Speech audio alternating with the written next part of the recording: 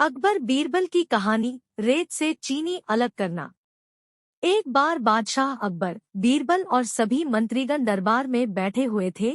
सभा की कार्यवाही चल रही थी। एक एक करके राज्य के लोग अपनी समस्याएं लेकर दरबार में आ रहे थे। इसी बीच वहां एक व्यक्ति दरबार में पहुंचा। उसके हाथ में एक मर्तबान था। सभी उस मर्तबान की ओर देख रहे थे। तभी अकबर ने उस व्यक्ति से पूछा, क्या है इस मर्तबान में? उसने कहा, महाराज, इसमें चीनी और रेत का मिश्रण है।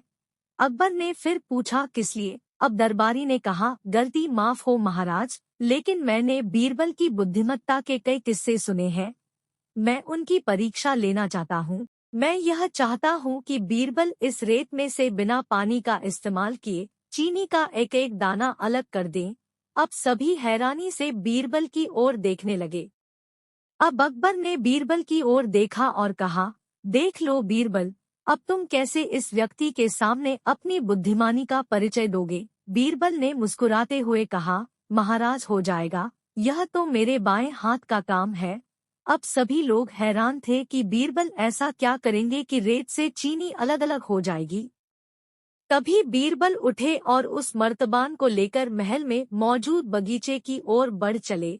उनके पीछे वह व्यक्ति भी था।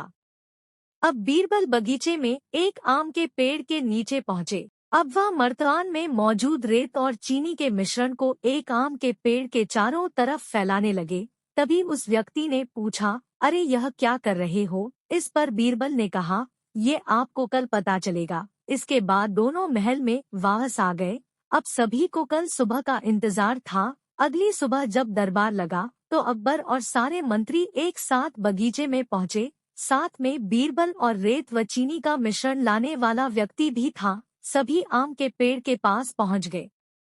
सभी ने देखा कि अब वहां सिर्फ रेत पड़ी हुई है। दरअसल रेत में मौजूद चीनी को चींटियों ने निकालकर अपने बिल में इकट्ठा कर लिया था और बची खुची चीनी को कुछ चींटियां उठाकर अपने बिल में ले जा रही थी।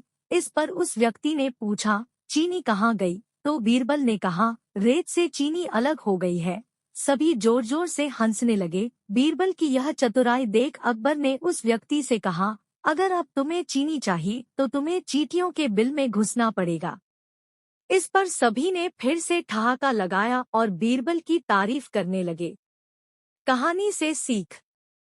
किसी को नीचा दिखाने का प्रयास आपके लिए हानिकारक हो सकता है। आपको कैसा लगा? कृपया कमेंट में जरूर बताएं और हमारे चैनल को लाइक और सब्सक्राइब जरूर करें। आप इसे शेयर भी कर सकते हैं।